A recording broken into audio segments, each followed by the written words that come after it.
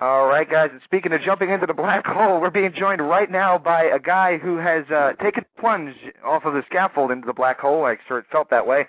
None other than Mr. James E. Cornette. From one James E. to another, it's great to have you on the show, Mr. Cornette. I have never been introduced by saying now we're going to jump into a black hole. If you stick around professional wrestling, sooner or later, you get introduced in every way possible. So thank you very mumuch, guys. It's good to be here. It's great to have you on. I mean, we've been trying to get you on the show for many years now, so it's great to have you on. And we did the TNA teleconference probably about 4 years ago, I guess, and I really enjoyed talking to you then, and great to finally have you on for a one-on-one. Well, thank you very much. And, I hate to start the show off on a negative tone, and I want to say there's so much positivity going on with things that I've got, projects that I'm working on with Ring of Honor and my website, JimCornette.com, and just a bunch of stuff. So I don't want to be negative, so I'm going to get all the negativity out of the way at the start, because I've read something on the internet today. It really ticked me off. All right. And of course, if I'm going to be negative, let's be negative about my favorite subject, Vince Russo. And, it's almost like that's what people expect from me now, because let's be honest, picking out Vince Russo's faults could be a full-time job for somebody. But I'm just waving the flag because I want the wrestling fans to see, I want everybody to see what kind of cretin is in charge of writing a wrestling program in this day and age for a major company. Vince Russo on the internet, on his blog page, where he's written another book. I wasn't actually sure that he had ever read one, but he's written another book, and I'm not going to plug that. But on the internet, he said, I'm tired of the negativity. Everybody wants to be negative. Well, I want things to do in my life that are positive. I want to make my father laugh, and I want to play baseball with my kids, and I want to do this and that, and that's all great. Those are great things to aspire to, and I feel like everybody should do that. I have things I want to do in my life that are positive too. However, my day job should not be managing the space shuttle for NASA, because I'm completely unequipped to do that job, and I would fuck it up royally, and I would cost people billions of dollars in the process. Vince Russo, the equivalent of that is, his day job is he happens to be a writer for a wrestling program. And he said on the internet, he said, to all the people who sat with a stopwatch and timed those last few episodes of Impact and said there were only 16 minutes of wrestling in a 2-hour program, this is a quote, he said, why would anybody sit there and take the time to see how many minutes of fake wrestling there were in a fake wrestling show? The guy who writes the TNA wrestling program actually said that, and I threw up a little bit in my mouth when I read it. And in the old days, and back when I got in the business, and back in the days of black and white, you would have had the shit beaten out of you in the locker room for making a statement like that before you got fired and thrown out the back door. It shows the lack of respect that Vince Russo has for the professional wrestling business, for the people in it, for the fans who watch it, for everybody involved, that he would just jack off and talk about his show as a fake wrestling show with fake matches. Fuck you, Vince Russo. Fuck you on my behalf. Fuck you on the behalf of all the wrestling fans who have to suffer through the effluvia that you put out on the airwaves. Fuck you for the professional wrestlers' careers that you have shortened or made less profitable. Fuck you for the wrestling promotions that you have bankrupted or the one that's headed on its way. And fuck Dixie Carter and everybody else that's stupid enough to give this fucking cretin a job in the professional wrestling business. He doesn't like wrestling. He doesn't like wrestling fans, but he likes to suck a living off of something he has no talent for. And to go out there and just slap everybody in the face, the fans, the wrestlers, the company, TNA, the people that pay him, with why would anybody care about how many minutes of fake wrestling there were in a fake wrestling show?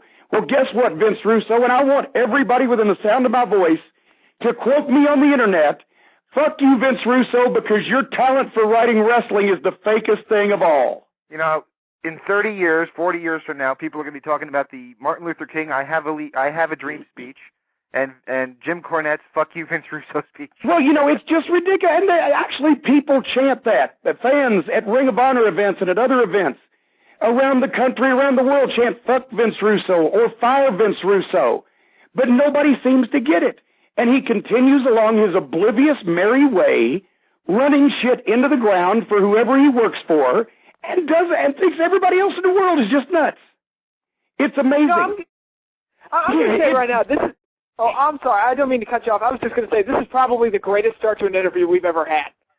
Well, it just, and I wasn't even planning on doing that, but I read that today and it stuck with me. I've got indigestion. I need to take Zantac to stomach Vince Russo's involvement in professional wrestling for those reasons. Not even any personal issue that I have with him, but just the fact that anybody, I would say that about anybody that made a statement like that about their wrestling company, especially somebody that's being paid money by a sucker to employ them. And I gotta... He doesn't give a shit about the show or the people that watch it or the people that are on it, although he says that when it's convenient for him. Oh, I love the boys. I want to see the boys succeed. Oh, blah, blah, blah. He just doesn't like the wrestling fans. Well, fuck you. The wrestling fans don't like your fucking show either, you fucking idiot. Now, I got to be honest here and say that I'm a little bit guilty on this because I'm the one who actually posted about the 16 minutes to begin with. So well, I didn't even realize that. I did not know that, but I'm even more glad now that I said that because I'm on the program. But I am, boy, that sounds like the worst bunch of Who Shot John in the world. I didn't know I just happened to be talking to the guy that posted it, but I really didn't. But I'm even so much more glad now.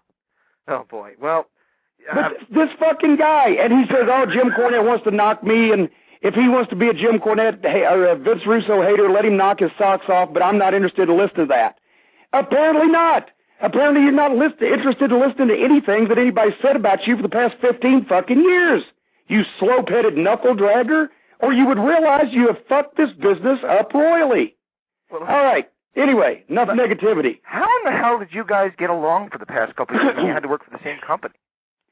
Brother, it was a tribute to Jeff Jarrett and Dutch Mantell, and the fact that I said this in my Cornette's commentary that I wrote on the website, JimCornette.com, I said this, gradually after a while, like everybody else, I started just taking the check because I figured, what the fuck? 5 days out of my life, I'm embarrassed to be a part of this fucking dog and pony show, and I liked it very much a lot better when I wasn't on camera, so at least my face wasn't out there in the middle of it. And I was trying to help the boys somehow make it palatable, and I was trying to help the company, and there needed to be an alternative to Vince McMahon. But to do it, I had to give my tacit approval, if never verbally approved it, to Vince Russo's bullshit. And I apologized for that to the wrestling fans because I am true. That's the one thing in my life that I'm ashamed of is the 3 years that I spent actually coexisting in the same building with a guy who has done more damage to the wrestling business than anybody else I can name, single-handedly.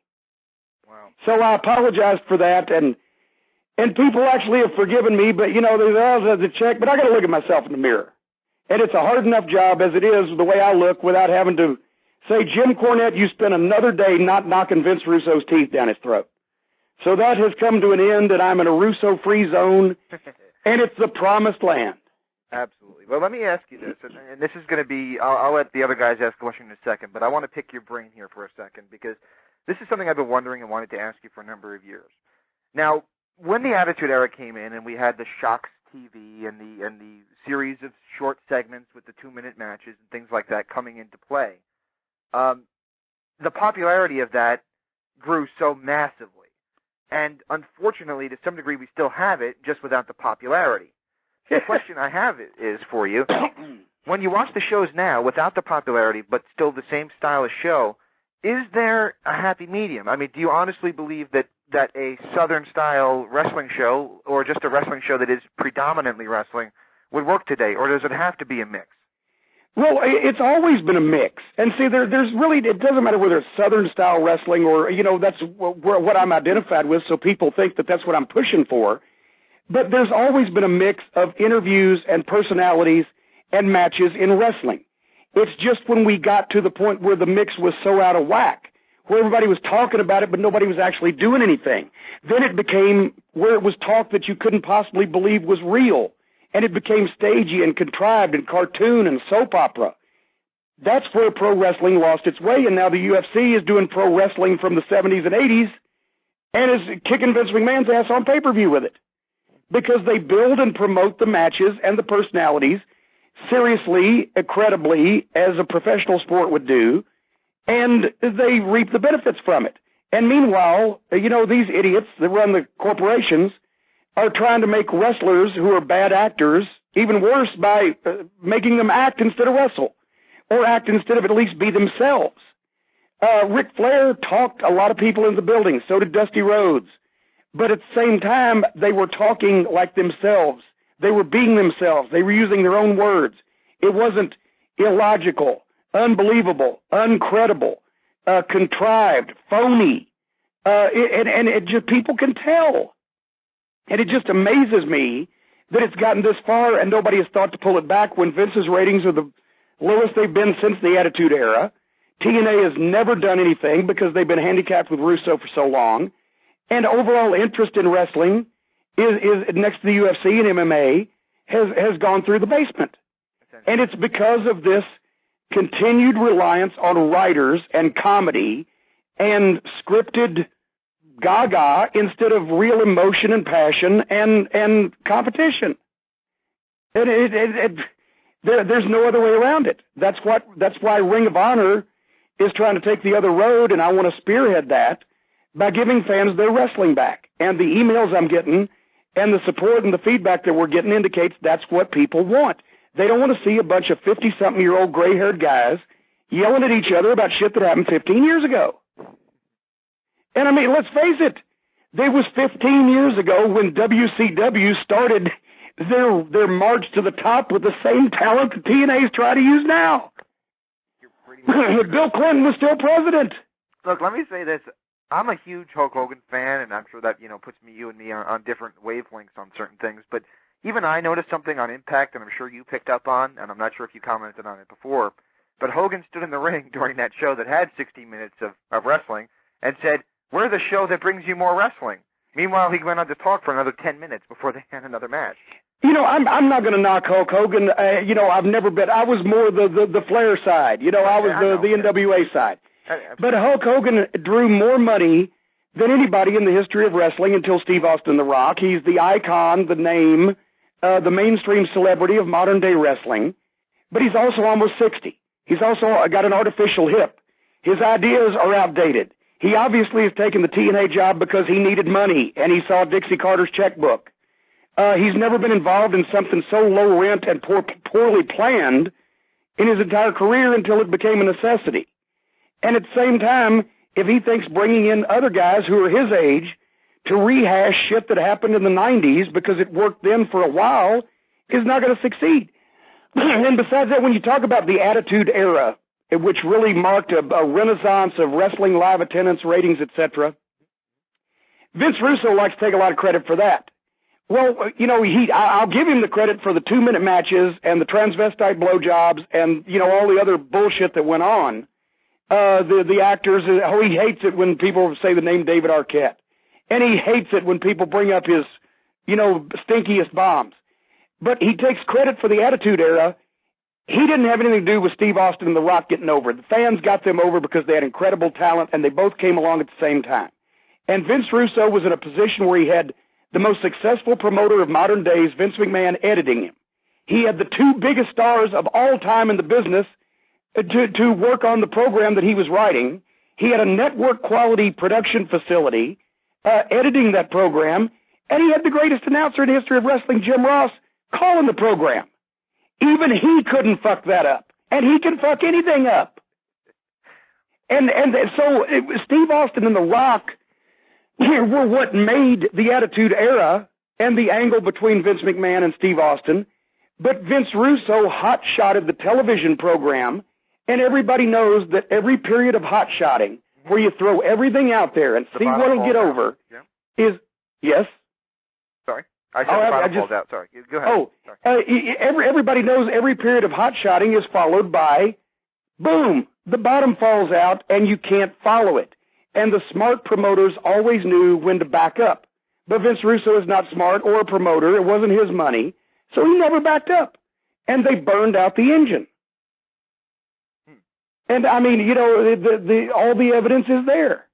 Less is more with the UFC and everybody, well, it's real. It's real. It doesn't matter. If you're going to draw a crowd, start a fight, right? Right. Okay. When you advertise 2 unique, different personalities that are good athletes and marketable and charismatic, and you put them in a position where they're going to fight and you're going to sell tickets to it, you market the match. The match is important. Who's going to win? What's going to happen? Same thing in professional wrestling. And that is what Vince Russo is woefully inadequate at doing, and that's what the modern promotions now continue to give the people is they don't make an emotional investment in the programming. They don't care who wins the matches. They've been made meaningless by the trivial skits that people turn off and they boo in the arenas. They paid their good money to see midgets running around. And nobody but Ring of Honor is addressing these issues. So, you know, I've always said Vince Russo is the only booker I've ever seen. He doesn't get people over, he gets people under. But that's, the same thing is going on in the WWE. How many major stars they've pushed people or tried to push them or pushed them for a little while and given up, but how many major stars have they made in the last 5 years? I can't name one. On this show, we've talked extensively about what happened to CM Punk and how I personally thought he was the best thing in the company, and then they just flushed him down the drain. Well, yeah, because, we got to remember we got to protect the guys that are 40-something. I've never seen a situation where these guys had to go and pass all these tests and had to make sure that they were politically correct in the locker room. Professional wrestling was always about a bunch of cowboys, a bunch of politically incorrect individuals, wild men, Wild West, going out there and getting over because that's the way that you make stars and sell talent. Well, now it's sort of like the Harlem Globetrotters. You get the WWE, you get the Harlem Globetrotters. If you get the WWE with Cena, you're happy. If you get the Harlem Globetrotters with Metal Lark Lemon, you're happy. But if it turns out to be the team with Curly Neal, and of course I'm dating myself now, or the team with fucking Rey Mysterio, you're equally as happy because it's the WWE, it's the Harlem Globetrotters. Yep. It's Holiday on Ice. There's no stars anymore because they won't allow them to be made. Now, I wanted to ask you about this because I've seen the Jimmy Garvin released a couple years ago, the backstage tape from behind the Great American Bash. And it was funny stuff. You were doing your Rodney Dangerfield impression, and there was a whole lot of funny stuff going on. The Road Warriors were being the Road Warriors. Sting and Luger, young Luger was... Yeah, well, Jimmy had just gotten his video camera on that summer tour, the Bash tour, and was shooting a bunch of stuff. I didn't know he was going to sell it on eBay 20 years later. Well, yeah, but if you watch that, you guys... It wasn't a big deal if you were wearing a T-shirt or not, and apparently that's why CM Punk was de-pushed, because he was on tour in the UK with WWE, and he had a T-shirt on instead of a suit jacket. Hey, well, here's the thing. We were on such a schedule. My book, The Midnight Express and Jim Cornette 25th Anniversary Scrapbook, which is available at jimcornette.com, by the way, it gives our complete tour schedule for the 7 years that we were a team together. And in some cases, we had 14 matches in a week between television tapings, double shots on Sunday. They were lucky we got there dressed in clothes at all. I mean, literally, in some months working for Mid-South Wrestling or for the NWA, we might have a day off, we might not have a day off that month. I believe in Mid-South the record was something like 107 days without a day off. Wow. Now, I heard the driving was horrible there, too. It was challenging. And there's a lot of road stories in the book. It's available. It's only $25, 232 pages, 36 pages of color. I can't go on enough about it. But at any rate, it was a better time because the guys were allowed to be the individuals that they were, and that's what translated on screen, and that's how nobody could tell Ric Flair how to be Ric Flair. Dusty Rhodes wasn't playing a role. He was Dusty Rhodes. Dick Murdoch was certainly not going to say anything that anybody wanted him to say. He was going to go out and get over and draw money. Terry Funk. They were all going to be individuals, and they were business, and they got the matches and themselves and their angles over. And if anybody had handed them a script, they would have spit in their face. So it's just, once again, it's overly, wrestling has been homogenized, pasteurized, and sanitized for your protection like the wrapper on the toilet seat at the Super 8. And that's why, I'm excited to be with Ring of Honor because the guys work hard. It's the youngest talent roster in the business. They're allowed to be individuals and go out and do their thing. The television show, which I'm going to take more of an interest in now that I'm the executive producer, obviously. I've done 2 tapings, and I've instituted some changes. People have liked things. But everybody there at Ring of Honor has done a great job. And we now just want to sell the great talent they have as more of the individuals that they are and let them come out of their shells and then let the fans decide who they like and who they don't like. I think that's the way it ought to be. And you may have read the press release on the the big event that we're going to do April 3rd in Charlotte, Ring of Honor's debut in North Carolina, the Big Bang. It's going to be a tremendous event, and we're planning it as a showcase event to make the statement that Ring of Honor is the new style of professional wrestling. We're not your father's wrestling anymore. We're serious. We're credible. We can be taken as a sport. You don't have to be embarrassed if you're an MMA fan to watch Ring of Honor because these guys are athletes putting it on the line in the ring. But at the same time, it's still more of a feel of professional wrestling as a sport. I've always said I wanted to do wrestling with the logic of the 80s, but with stars that were born in the 80s. And now I actually have that opportunity, and Charlotte will be the next internet pay-per-view with our partners at Go Fight Live TV. We tried it out in December in New York, and there were some, audio glitches, few technical problems. We think we got that ironed out now, and we are marketing this event in Charlotte, like I said, to make a statement that pro wrestling will explode into the 21st century, and everybody in the world with a computer can see it live in their own home. Now, the question I have for you is, will that work for the mainstream, though? Do you really believe that the people will go to it, and will Ring of Honor's outlet, the Internet, will that be able to reach anywhere near what we see with TNA or? Oh, well, of course not. But WWE, yeah. Of course not. Well, I mean, actually, to be quite honest, I think our pay-per-view buys on the Internet will rival a few of the pay-per-views that TNA did last year, because I got news. They wouldn't even tell you in the office how many buys there were. We think some of them dipped below 10,000. Really? And that's a tribute to Vince Russo that he can get between 1 million and 1.5 million people to watch what he does for a living on television for free. But when it comes to converting those people to pay to see it, then immediately go, what is 15,000 to 1.5 million? Is that 0.01%? I can't do math in my head. My math sucks, but yeah. It's a very minute fucking particle. And that's because people will watch comedy for free. You don't see a lot of comedy pay-per-views, do you? Not really, no. No, because people will watch comedy on TV for free, but they have to make an emotional investment in caring about the wrestlers and or the matches to buy the pay-per-views. And so it's been a dismal failure for TNA. So I think Ring of Honor's Internet pay-per-view will challenge the buys that they get on regular pay-per-view. But the point being, the television program on HDNet. HDNet does not have the penetration now that Spike does or USA does, but I'm old enough to remember when TBS was on in the same number of homes that HDNet is on now. And they grew. Old 17 on UHF. Exactly. And Georgia Championship Wrestling was the highest-rated program on cable back in those days. And so as HDNet grows, as Ring of Honor grows, as the Internet pay-per-view technology grows, meanwhile, as TNA stagnates with 50-year-old athletes taking the place of all the young guys that have worked hard to get them to that point, and Hulk Hogan grabs all the glory, and Dixie Carter's father is, bankrupted under the oil rig, and Vince McMahon, man's middle 60s, something sooner or later is going to happen to him. Then you're going to have Stephanie and Triple H and John Laurinaitis and a bunch of other greedy, self-serving executives having double knockouts with each other, Kevin Dunn and Titan Tower, trying to decide who's going to grab the power and who's going to grab the glory. And, of course, without Vince's vision, the whole thing's going to go to hell in a handbasket. And in 10 years from now, remember it was only 9 years ago, 10 years ago, WCW was the second biggest wrestling promotion in the world, and a year later it was out of business. I'm still only 48. I'm way too old to do this as a performer anymore, but I'm sure young enough to tell other people how to do it.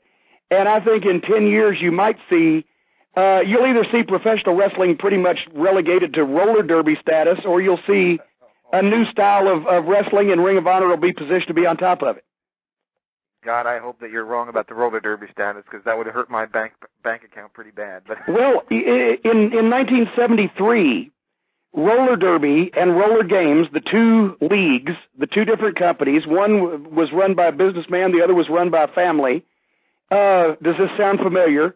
We're drawing 30,000 people in Chicago at the ballpark, and we're on national syndication, and we're drawing live event crowds everywhere with their tours. And by 1974, by the end of the year, through a couple of bad business decisions and people just getting, making the wrong calls at the wrong time, both those companies, in effect, were off television and out of business. That's how close that pro wrestling is to being extinct.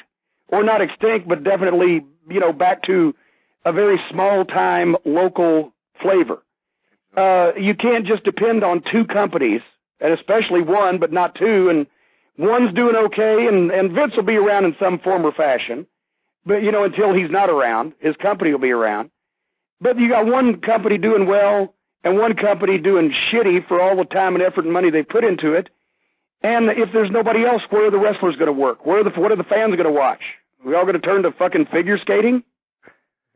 You know, I want to be a part of helping young guys and young promotions do a new style that'll appeal to the people of today so the wrestling doesn't get fucking, extinct. And in the 90s, I promoted for quite some time that wrestling should do the same thing, should try to keep up with the times. And unfortunately, people got to feel that meant that I thought that the Rock and Roll Express should be in the main event forever.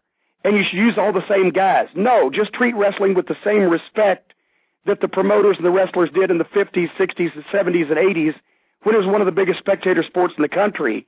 Just use new talent and come up with some different ideas, but make it serious and credible. And now people are starting to understand what I'm saying, or what I was saying, because it's become a comedy program. Yeah. And God, you get me wound up. That was kind of our goal. Yeah, we talked about it. I promised everybody, I'll say this, and I'm going to put a period on it. I promise everybody, if you will give us just one chance, I think it's like $12.95. I don't even know what the price is, but I'm going to say $12.95. April 3rd, Charlotte, North Carolina, the Big Bang. It all begins again. It's named that way for more reasons than one. We are going to be the genesis of a new style of wrestling. We're going to make a statement. It's going to be the greatest in-ring wrestling show that you have seen of the year, or I will never bug anybody again. Gamble $12 on what Jim Cornette says, because we are going to put a ball-buster show in the ring on April 3rd in Charlotte. Well, I'll be honest. I'm seeing the plans for WrestleMania, and, it's all rumors. We don't really know what's going to happen yet, but I'd rather spend $12 on an internet pay-per-view than $60 on a pay-per-view I'm probably not going to like. There you go. Well, there you have it, and I would encourage you to do so.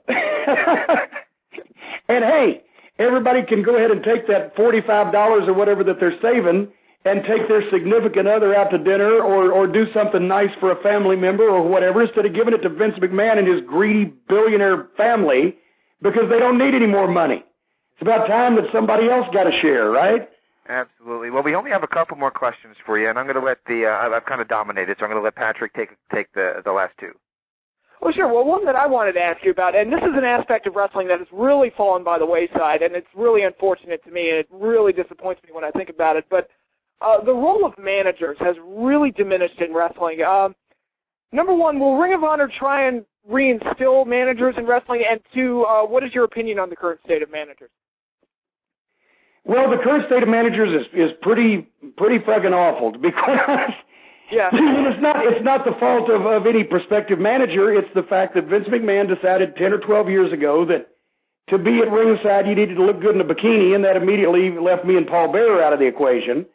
And if the industry leader does not feature managers, then nobody else does. And TNA tried with James Mitchell, who I thought did a very good job, is very underrated. And it's a shame he hadn't gotten more respect. But, now they're not doing that either. And with Hulk Hogan, it doesn't look like they have a show because he's into the sports entertainment. And, I mean, he benefited enough from Bobby Heenan taking bumps for him. Yeah. And all those other people all those years. But now it's all, all the divas and the knockouts and the bikinis. I can watch porn, real porn, on my cable. I don't need to watch girls in bikinis that can't wrestle. Yeah, I was thinking that the other day, is that, they make a big deal when the girls bend over the ropes, like, ooh, but I'm thinking to myself, you know what, if I click on the internet, I could see pretty much anything I want. you could see a girl with a ring post up her twat. And, and that's the thing, but that's because the people who write professional wrestling in this day and age, and I'm going to count Russo because he was the biggest pusher of Sable ever because of his adolescent childhood fixations. But the rest of them, the comic book reading crowd and the folks up at the WWE, the comedy writers with TV backgrounds, they're sexually frustrated because look at them. They couldn't get laid in a whorehouse with a fistful of 50s. So, and they write, and now that's why the audience is predominantly male. I remember going to arenas in the 80s where the audience was 60% female and they were all trying to kill us for beating up Ricky Morton. Well, those people spent the same amount of money as the guys did. But now the audience is 80% men and whatever women that those men can drag to the matches with them because it's their night out. Exactly. And so we have completely shut off. And where else do you find a business that features a bunch of young, good-looking guys wearing very little clothes and no women want to go to see the show? Explain to me that one, Lucy. So, so with Ring of Honor, to answer your question about managers, yes, Prince Nana, I'm looking forward to working with because I think that he has some talent, and I think he needs to bring himself out there a little bit more, and there's a couple of other managers on the independent scene. I'm not going to mention this one guy's name. He'll kill me. He'd love me to mention him, but I want to bring him into Ring of Honor, and I don't want to kill the surprise. But there are some managers out there, and as well as women, Sarah Del Rey is a tremendous athlete and not hard on the eyes, and we are probably going to be finding some competition for her on some showcase Ring of Honor events in New York or Chicago or Toronto to show that women can be athletic without just stripping and hitting each other with, pom-poms, and showcase the new style of women's wrestling as well. It's all about the athletic competition comes first and the entertainment comes first, but the silliness doesn't come at all. It was sort of like Vince Russo. Exactly. It was kind of like when Gail Kim was being taken seriously in TNA. We can all see that she's attractive. We didn't need somebody to scream, look at this, look at that. We could just tell, okay, she's attractive, but she's a wrestler. She's good. Yeah, well, and meanwhile, she was fighting that big, awesome Kong. And by the way, I love you, Kong. Punch him out again, Bubba the Love Sponge. Fuck you, Bubba. Fuck the Bubba Army. She's this little, tiny, athletic, but cute girl is being whooped on and beat up by this huge, giant, menacing woman who can't get into something like that. And she's fighting back, and she's an underdog. It's great. It's classic. But now she's in a place where she goes out there for 4 minutes with a bunch of gymnasts that do cartwheels and lingerie models at John Laurinaitis. John Laurinaitis actually signs women to wrestle in the WWE by flipping through lingerie catalogs and calling their agents. I know this for a fact. He sent me to. In OVW, they showed up. One of them started running the ropes and passed out. She hadn't had her fucking stick of chewing gum that day to eat, I guess. Oh, my God. This is very reminiscent of what, I'm not sure how you feel about it, but Mike Bucci, Simon Dean. This is very reminiscent of what he said when he was working in OVW. Well, yeah, Noel was right there. He saw it. He was right there for a lot of the rise and fall of the developmental program that John Laurinaitis has eviscerated and left to die on the side of the road in Tampa, Florida. That's why there's not a lot of new stars being made. And the UFC and MMA, a lot of guys that would have become professional wrestlers are now joining mixed martial arts because not only is there money to be made there, but also they know they don't have to go out there and wear dresses or make themselves look foolish doing stupid things for the entertainment of a few people who manipulate and pull the strings. Now, so we lose a lot of great athletes, and we get bodybuilders and lingerie models. Absolutely. Well, Jim, I know you're not feeling so well, so we're going to let you off the phone in just a few moments. But well, you get me worked up. I'm afraid I'm going to have a stroke now. But no, I'm recovering from a sinus infection that I got by going up to Philadelphia, the deep freeze of the Northeast in January for the TV tapings. No, that's not a good idea to go into the frozen tundra. But anyway, let me ask you this question. I do want to end up with a note here, and I kind of lied about letting Patrick ask the next two questions. You did, didn't you? I did. But I wanted to ask you, Bubba the Love Sponge, and I heard this on the radio, where he took excerpts of your podcast. And oh, God. The thing I found funniest about it, and maybe you can shed some light on it, was you made a couple comments about his performance on Impact, the January 4th Impact, and his co-host even laughed and said, you kind of did. Well, yeah, as a matter of fact, thank you, Bubba the Love Sponge. You may be an untalented prick, but at the same time, you did wonders for my ratings on whoslammingwho.podomatic.com, Cornette's Commentary, broadcast weekly, with my good friend Tommy Fierro. He played my criticisms, or some of them, of the January 4th Impact show on his Sirius radio program that he's so proud of, and instead of refuting any of the points that I made about how shitty the program was, he talked about, well, but that's a podcast. It sounds like he does it in the bathroom or whatever. Well, as a matter of fact, I was on the phone and I probably was in the bathroom. But the point is, my commentary, my content, my message was valid, and he chose not to refute that and played it on the air. And I got tons of emails at Jim. You can email me at jimcornette@jimcornette.com. I got tons of emails from well-thought-out, articulate missives from wrestling fans who agreed with me.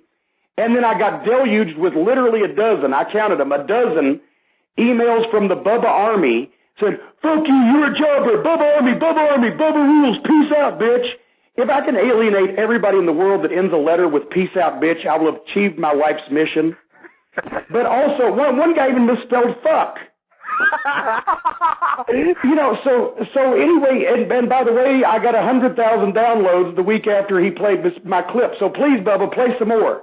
I'm sure your viewers or your listeners would love to hear it as well because they're actually hearing some kind of valid opinion instead of a bunch of fucking verbal diarrhea from you. But go ahead, Bubba, do your best. I just want to refute one part of this, and this is actually the part that kind of offended me, is that he made it sound like it was an inane thing to do to have a talk show about professional wrestling. And he made the comment about uneducated. And myself personally, I have a BA in communications, technical. And I've got a BS in BS. Exactly. Well, I mean, I just wanted to make the point that I have a history in college where I did a radio show at a college radio station. I have training. I've done all this stuff. And I found it a little bit offensive that he would make it sound, despite the fact that he's desperately trying to get WWE wrestlers like Goldust is going to be coming on his show, Jeff Jarrett's going to be coming on his show, always with Hulk Hogan because he's his buddy. But he finds it inane that anybody would want to devote their time to doing a wrestling talk show. Well, he's not very far off from doing that himself. Well, exactly, and what's more, let's go to the root of the problem. He calls wrestling fans uneducated, and yeah, they do their little podcasts, their wrestling radio programs, and Vince Russo talks about who's going to sit there and ruin their life with a stopwatch, seeing how many wrestling minutes are in a fake wrestling show. These are the people that these corporations and companies are hiring to be in charge of the program that you and me and all the fans, and I'm still a wrestling fan if I could ever find any, that all of us watch or are forced to watch if we want to watch wrestling. They have no respect for the business. They have no respect for the people, their customers. And they're allowed to go on this way, and they see nothing wrong with it. If I was Dixie Carter, oh God, wait a minute, I just had a little fucking queasiness in my stomach. But if I was Dixie Carter, I'd fire both of them just for insulting the fans. Absolutely. Behave maybe, okay, every head of a major network, it goes on television or goes in the trade papers and says, yeah, these people will watch our fucking programs. Oh, what a bunch of fucking dumb shits they are. That's the way to increase ratings, you blithering dipshits. Well, Jim, never short for an opinion, and I love having you on. Anytime you want to come on to talk about anything, to promote anything, you're always welcome. And Patrick, did you want to say anything on your way out here? Sure. Thank you so much for your time. But I do have one last question. It's kind of a joke question, but would you be open to possibly having either a verbal confrontation or a match with Bubba the Love Sponge at some point in any promotion? Well, actually, yes, I would have a verbal confrontation with Bubba the Love Sponge any way, shape, or form, any time, form, or fashion. Even though he is a fat piece of shit, I've had several knee surgeries, several hernia surgeries, a bad back and a bad neck, and I'm almost 50, and I know when I should stop fighting, unlike everybody else in the ring these days. So I don't know. I would fight Russo now. Russo I'd fight. I don't know if I can take Bubba the Love Sponge, but I could whip the shit out of Vince Russo. I'd stick a fucking ham sandwich on his back and starve him to death.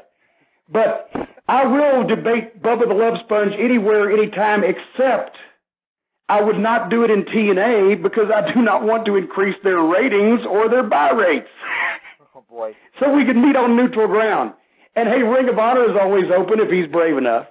But as a matter of fact, I challenged him on my podcast. Come on my humble little podcast that I do in front of 100,000 of my closest friends every week. But, of course, we haven't heard anything. So we'll see what happens. But, guys, I appreciate it, having me on the program. Shoot me an email and give me y'all's information, and I will make sure to send you all the information on the Big Bang in Charlotte, April 3rd, as it becomes available. And please, everybody, go to jimcornette.com. I just belched up my spaghetti dinner there. Sorry about that. Go to I was talking about Vince Russo too much. Go to jimcornette.com. I've got wrestling memorabilia for sale, my commentaries, bios, my restaurant review column. You can get the book. You can get the Midnight Express DVD. You can find out my live event schedule, whoslammingwho.podomatic.com, Cornette's commentary every week. I'm all over the world. Next week I'm doing 2 bar mitzvahs and a car wash opening. Wow, very good, very good. By the way, Bob and Pam Allen say hello. Oh, and of course, the Gordon Soley book. You got to plug that Gordon Soley book. Absolutely. Bob Very good and Pam friends of mine, very good cool people as well. So they just wanted me to make sure I said hello to you since they found out you were coming on the show. Well, duly noted and return the hello. Thank you very much, Jim. And this has been Jim Cornette on the Interactive Interview. Thank you so much, sir. You have a wonderful evening, and get some sleep. Hope you feel better. Thanks, guys. I appreciate it. Thank you very much. Thank you. Bye-bye. That was incredible, and I can't tell you how much I really enjoy having Jim Cornette on this show. I mean, Jim and I, we probably don't share every single opinion, but I think I agree with him on more things than I ever thought I would. And it was a wonderful, wonderful interview. Great guy. And for those who don't know, and if you didn't hear him say it on the air, if you got lost in the mania of our conversation, Jim is on antibiotics right now. And he was not feeling that well. He wanted to stick around 30, 35 minutes. He said he would go longer, but he's afraid he would start wheezing if he did. So we kind of tried to stick around there. I think we went almost 40, so we went a little over that. But we're true to our word. We had him on for the amount of time we did. And I'll tell you what, I think that's going to make some headlines. That was awesome. That was freaking awesome. I'm not going to lie. You know what? I knew that having Jim Cornette on the air would be a hoot and a half. Whether you agree with him or not, Cornette is a personality in wrestling that I have always loved, and to listen to him just go off and fly off the handle is always entertaining to listen to. And I'll be honest, I agreed with most of what he said. I agree with most of what he said. I mean, like I said, and I don't want to be unfair to Hulk Hogan, because for anybody who's listened to the show for any period of time, and I had this scary feeling that Bubba's going to play the clips of me saying what I said on the air, and I stand by what I said. But I have this feeling... Oh, that's more press for us. It is press for us, and it's good press. I mean, unfortunately, I'm not sure how they would find us if he'd even mentioned the name of the show. But the thing that I want to mention, I agree with what Hogan's doing in most part with TNA, but there has to be more wrestling. There's nowhere near enough of the wrestling aspect of it. Now, I'm not sure if Ring of Honor is going to work, but I completely agree with the comments about MMA taking the wrestling strategy, because I've been saying that for years now. Yeah. I think the Ultimate Fighter is the most brilliant thing that UFC has ever done, because you're getting characters and storylines in a reality show, and it builds to a big show at the end of the season. Absolutely. Nick, are you still with us? Yeah, I'm still with you, because I haven't had a chance to jump in between the man nicknamed the Louisville Lips and you guys being on the phone. There's really no chance for me to interject. Well, what did you think of the interview, Mr. Nick? I'd say 40 minutes with Jim Cornette is like 2 hours with anybody else. Is that a good or a bad thing? I mean that in a good way. And the fact that this guy is just so opinionated, so knowledgeable, and such a big fan of the wrestling business. It's like, just give him 40 minutes, and you're going to get a 2 years worth of education on the independent scene or something. Absolutely. Well, I tell you what, this is going to make some headlines. I'm glad to see it. I'm glad he got his shot in on Bubba, because I stand by what I said about that too, and I wanted to go over that. Even diehard TNA fans, even Nick will even say this: nobody likes Bubba the Love Sponge. No one likes having him there. And where was I going to go with this? I just blanked out. But yeah, and ever since he's been in TNA, it's been nothing but negative headlines. Well, I got to say this. Let me say, this is my biggest problem, and I said it with Jim, and I'll say it here.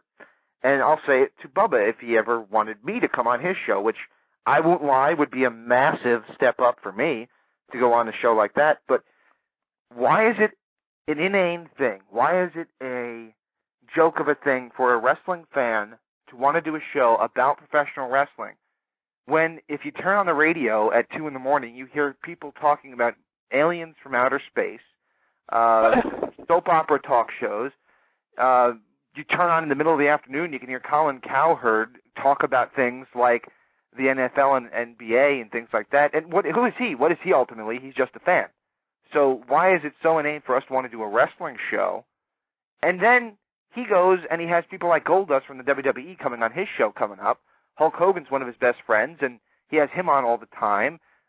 Jeff Jarrett's going to be coming on, though part of a storyline, admittedly.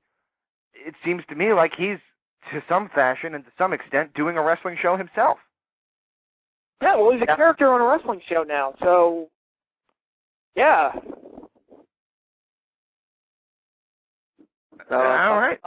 I mean, you pretty much said it all there, James. Nobody likes Bubba. No wrestling fans like Bubba, anyway. Unfortunately, No wrestling ones. Apparently Hogan likes him. I don't know why. I can't see why Hogan likes him. I mean, is this guy... Maybe it's a loyalty thing. Maybe, I think we've all had the friends that nobody else likes, but we'll stay loyal to that friend, even though... No. What's that again? Maybe Bubba's just a hell of a guy when he's not, near a microphone. Maybe he's got, a chip or something in his head when he's near a microphone. He has to act like a total asshole. It's like a guy with a metal plate in his head walking past a microwave. Right. It's going to set something off. Like the electronic interference turns him into... I don't know. All right, man. Well, who knows? I love the interview, and I stand by that. The fuck you, Vince Russo part will go down in history right next to Martin Luther King's I Have a Dream. That was wonderful. That was pretty epic. And I don't despise Vince Russo as much as a lot of other people do, and I will give him credit for some things that he's done here and there, but for him to make comments like that is kind of stupid. And if he wanted to say something like, well, my whole argument is, well, okay, the TV shows should probably be mostly talking, and the wrestling should be saved for the pay-per-view because you want people to pay to see the fight. And I was like, okay, maybe that's what he was trying to get at. I don't know, but way to really make yourself sound like an idiot. Well, why doesn't he do this? Well, here's an idea, and this is what they used to do. And maybe I'm, again, dating myself, and maybe I'm talking about things that happened too long ago and that wouldn't work today, but when they were building towards Hogan versus Warrior, and I'm going to use this as an example because it's what first popped in my head. Mm-hmm. Hogan and Warrior didn't really wrestle each other before WrestleMania 6. They confronted each other in the Royal Rumble. They both had to face the earthquake, and they both made the save for each other. They had the team together against the Genius and Mr. Perfect. Yeah. Yep. But they never really got into a physical confrontation. And my biggest problem with wrestling in the way it stands now, and I'm going to, again, kind of switch metaphors here, but go to Macho Man, Randy Savage. Macho Man Randy Savage, if he wanted to get at you, he was going to get at you. Could you imagine in the Jake Roberts-Randy Savage storyline if Jake Roberts was standing in the ring and Savage ran into the ring, grabbed the microphone, and cut a promo? Make no sense. He would take the microphone and bash him upside the head with it. But that's not what they do now. I think he tried to once, didn't he? I think so, but I'm trying to make the point where you have these guys, Randy Orton and John Cena. I don't like you. I am Randy Orton. I talk like this now for some reason. And then John Cena comes out acting like the game show host. If these guys really hate each other, wouldn't somebody try and get a sucker punch in or hit each other? Or would they just stand there and cut some schoolyard freestyle rap contest on each other? This is what Jake Roberts talked about. I think Jake Roberts called it the invisible wall syndrome. It's where two guys that hate each other and are going to be having a fight are looking right at each other. No one's in between them. There are no obstacles. Go for it. I mean, if you really hate this guy, why wouldn't you take a shot? And it bugs me. I see it in TNA a lot. And WWE were the ones who started it, and it's terrible. Hogan and Sting, another example. If Sting was in the same ring as Hogan, Hogan was getting his ass kicked or Sting was getting jumped by 30 guys. They didn't stand in the ring looking at each other saying, well, I'm going to get you, brother. And then Sting just points the bat at him. No, they did something. No, and I'll be honest, my favorite segment in Nitro history was when the Sting Army came down and attacked the NWO. There you go. That was awesome. And it's things like that people remember. And I think that started by accident, too. What do you mean? The Sting Army started by accident? Not the Sting Army starting by accident, but I think the idea came from somewhere else. Because there was an episode, it was the same episode where Kurt Hennig debuted and Raven debuted. I think it was late June, maybe June 30th, something like that. Let's just say June 30th, 97. And if I'm right, I want some kind of cookie or something, I don't know. But I think that was the date of it. They kept showing this Sting in the crowd. Like, there's Sting! There's Sting! He's coming to the ring! No. Oh, wait, no, that's a fan dressed as Sting. I believe that that's where the idea came from, to have all the Stings come down the aisle. Ooh, interesting. Well, it makes sense. I mean, at that point, a lot of people were dressing like Sting when they went to WCW shows. Well, this guy really did look like him until he started walking, and he had like a weirder walk. So. Well, anyway. yeah. Anyway, guys, before we did that epic interview, and the wind is kind of leaving our sails now. Well, you can't follow that, unfortunately. God, we should have made that the main event. We should have closed the show with that, because this is like Saturday night's main event now. We start out with Ultimate Warrior and Rick Rude, and we close out with Buddy Rose against Kerry Von Erich. Yeah, that was weird. Why did they do that so many times? Like, I remember the Hogan-Orndorff cage match was another one where I think they started off the show. They did that a lot, and I think here's why. Those shows started late at night. They came on right before or right after Saturday night's main event. I don't remember. Right before Saturday Night Live. I can't remember which it was. They replaced Live. They replaced Saturday Night Live. Is that what it was? Yeah, because I remember that read something like when Lauren Michaels took the show back over, he was upset he had to delay the show once a month to account for wrestling because Ebersol had made the wrestling deal and he was producing Saturday Night Live at the time. Oh, well. I can believe that. And I think that's why it was, though. I believe that their thinking was, we're on late as it is, let's give them the main event first, and then everything else is just gravy from there. Okay. Yeah, because they did that with the first Royal Rumble. So, like, the main event to the very first Royal Rumble was, like, the Young Stallions versus the Islanders. Really? Yeah. I'll tell you what, though. I'd rather watch the Young Stallions against the Islanders than Kurt Angle against Mark Henry. Well, you know what? So would I. I would personally rather watch the Young Stallions thumb wrestle each other than a Mark Henry match. Any Mark Henry match, yeah. That match was living proof that Kurt Angle is definitely immortal. Like, he cannot get a great match out of everybody, and that match proved it. Absolutely. And just a real kudos out there. Jim Powers just recently started working with IWA.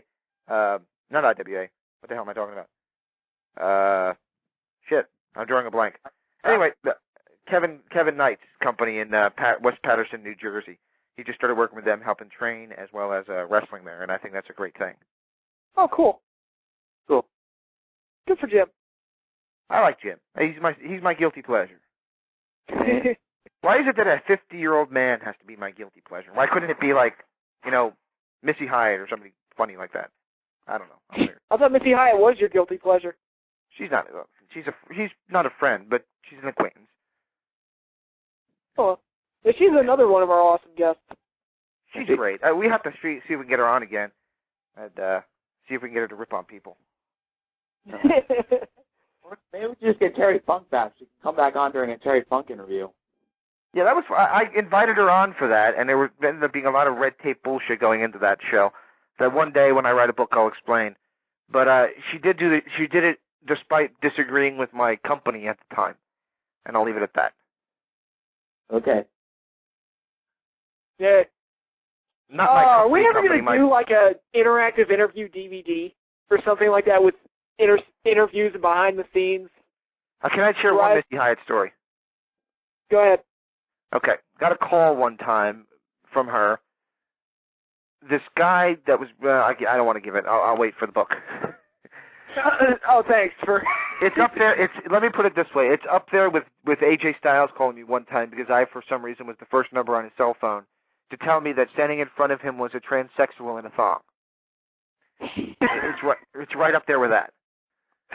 That is have you brought that up to? Did you bring that up to AJ when we interviewed him a couple years ago? I think I might have, but I don't really remember. Because that's a story for the ages right there. Did I tell you about the time I accidentally? Sorry, again? Go ahead. Did I tell you about the time I accidentally I dialed the wrong number and reached somebody named Chris Sabin? Really? Not the Chris Sabin. Yeah, not the Chris Sabin, but I just thought that was an interesting little coincidence. Yeah. I tried to call you from the hospital phone, Pat, and I found out I didn't have long distance, and I dialed your first 8 numbers of your phone number, and I got a local number, apparently, a local number, and the person who answered the phone was named Chris Ferguson. And I thought that was very ironic. Chris Ferguson, where is he these days? Last I heard from him was about a year and a half ago. It's a shame. He was a nice guy. I liked him. I wish he would still do something with us. From what I heard last from him, he was getting really burnt out on wrestling. He wanted to take a break from his show. He's not shown any interest in restarting doing it. And he was working for a local newspaper, which is west of San Diego in California. So he's working for a newspaper there. So good for him. I'm glad for him. Okay, cool. Absolutely. Okay. Well, anyway, we started talking about, before we had Jim Cornette on and basically rocked our world, about TNA starting their own, getting their own Monday night spot. And I heard that spot will start on March the 1st. That will be the date of their first, their next live Monday show.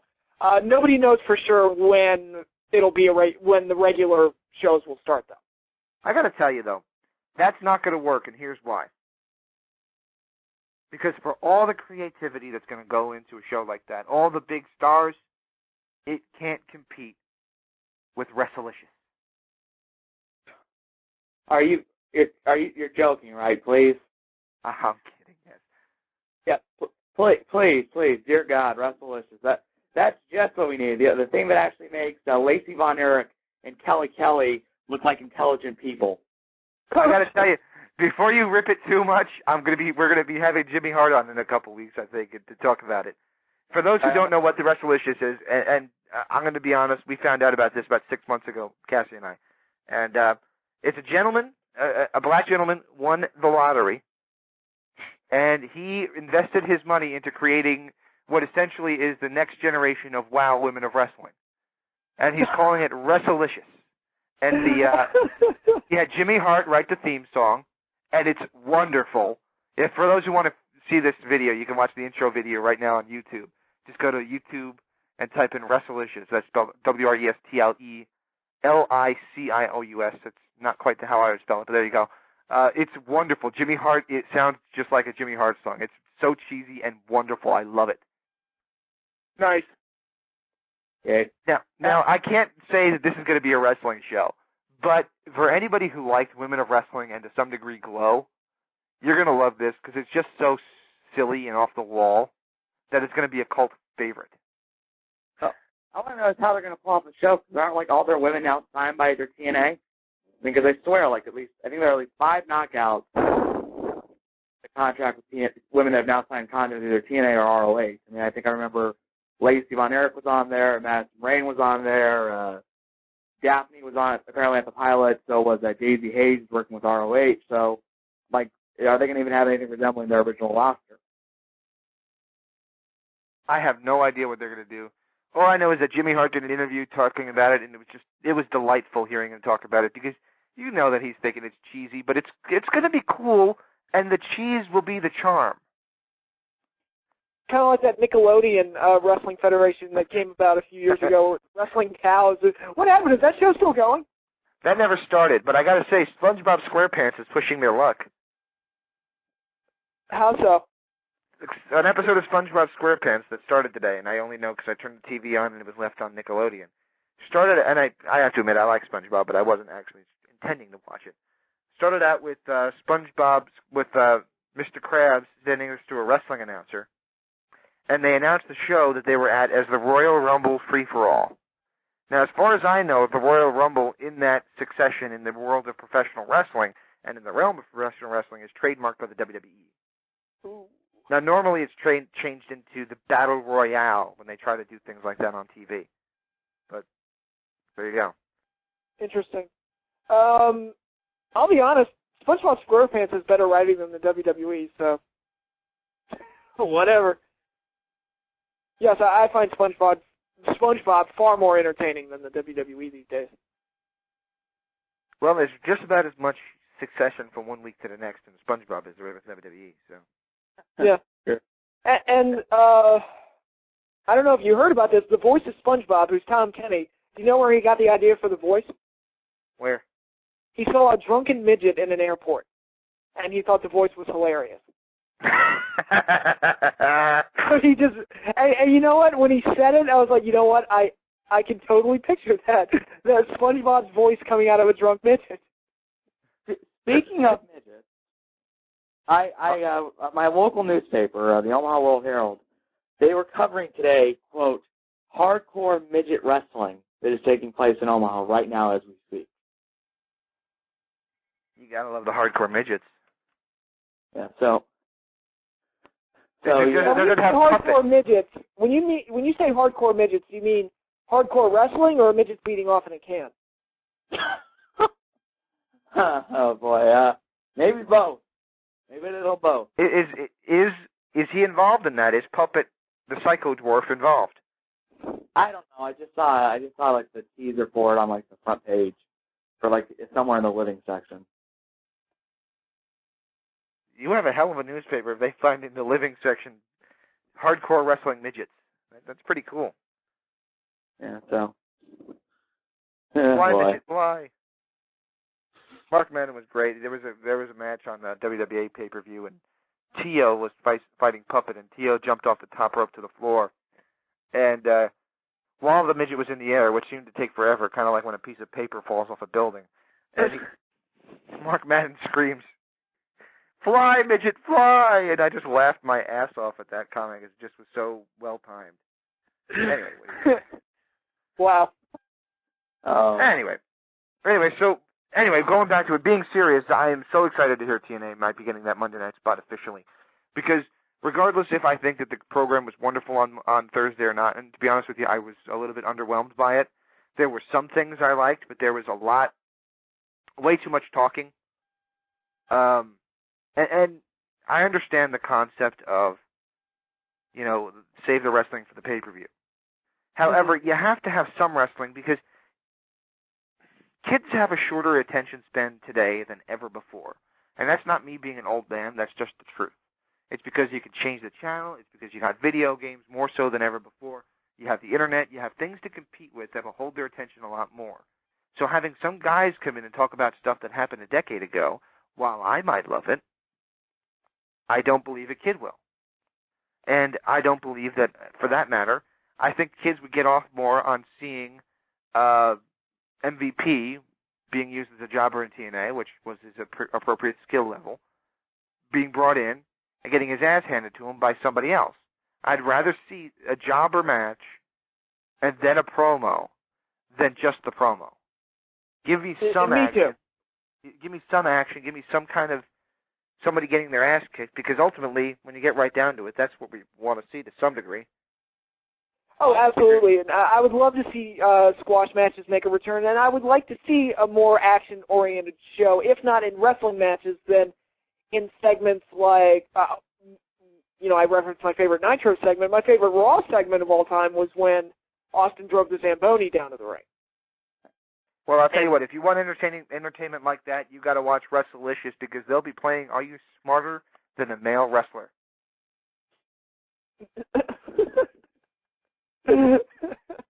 Okay, so nice. Well, I'll actually go along with you, James. I do agree there has to be more pro wrestling on TNA, especially because the name is supposed to be total nonstop action.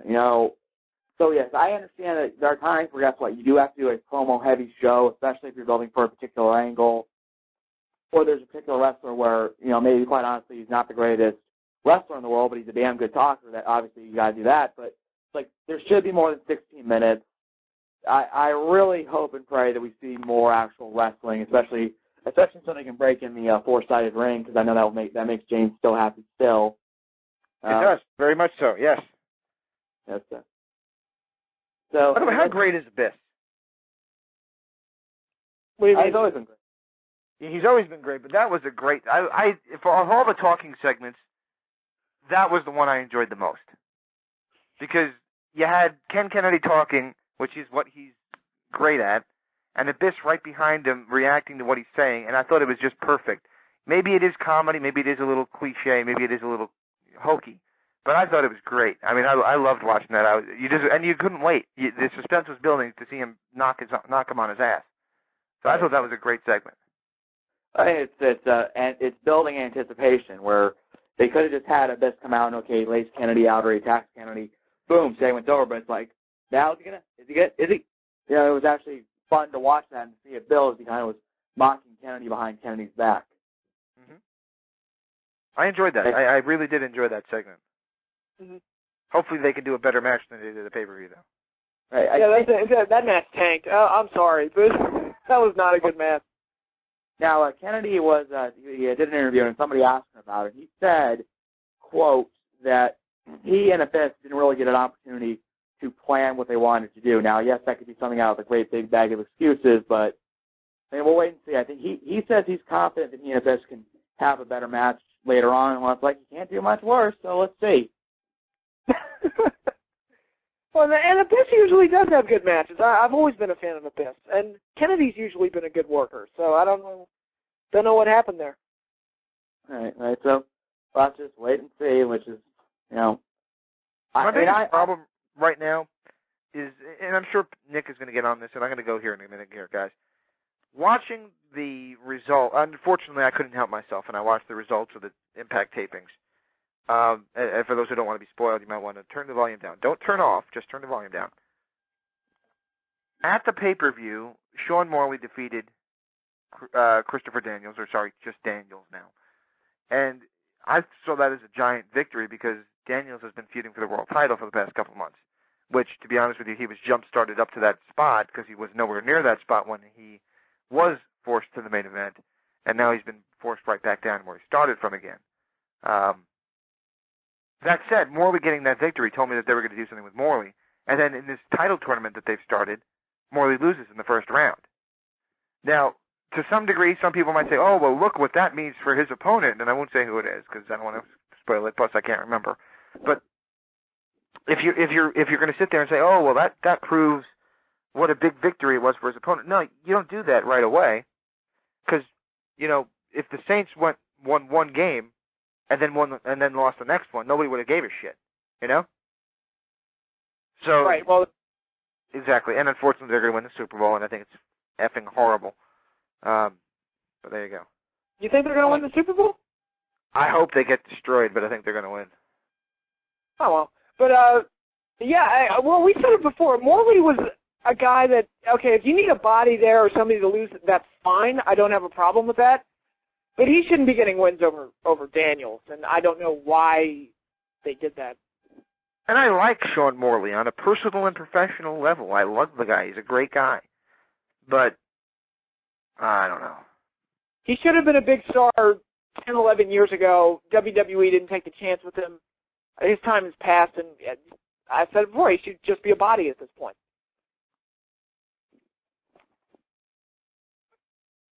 What are you going to do?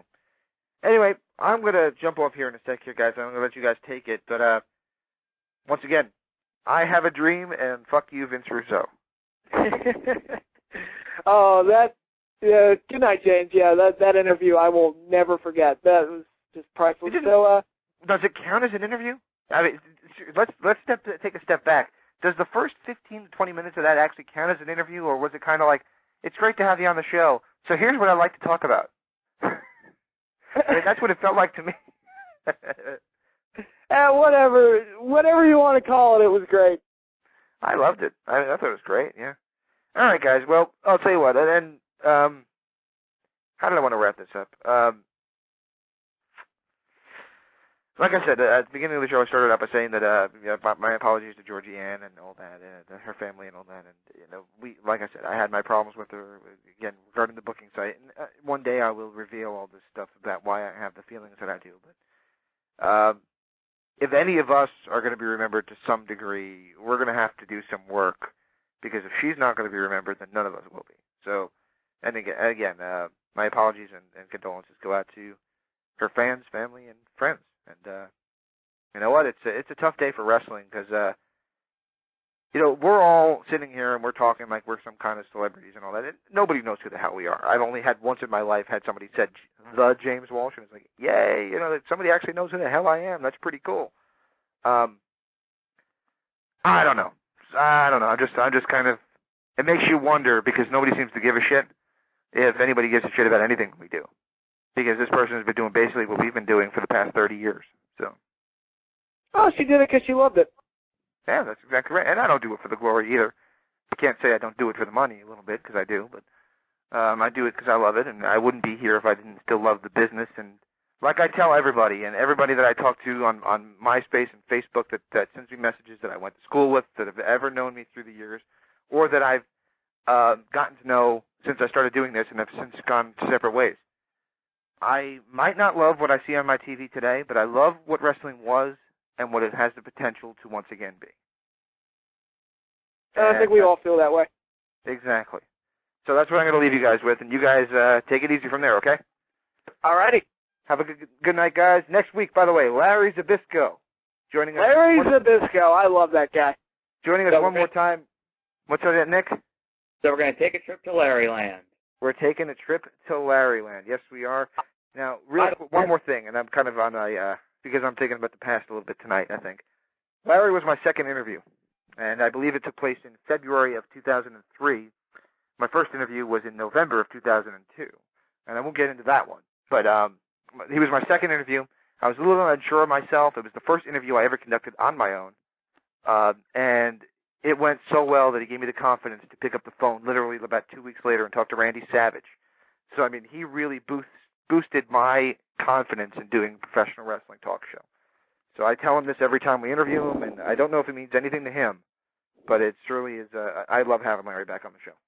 Anyway, next week, guys, Larry Zbyszko, and he'll be promoting a show that's happening in Orlando. With I think he's going to be wrestling Scott Hall, as a matter of fact. So, ooh, interesting.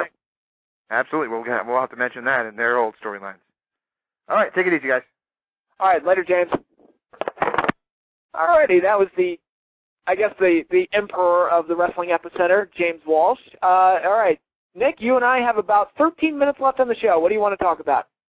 I will say this. For anyone that has an opportunity, do try to read Larry Zbyszko's book, Adventures in Larryland. It is a wonderful read from just really is a generally nice, confident, funny person who's telling his unique story, wandering his way through the professional wrestling business and the highs that he achieved, being with guys like, Bruno and working in WCW and winning the AWA World title and just everything else. I mean, it's a really unique book. Okay, I've read the book.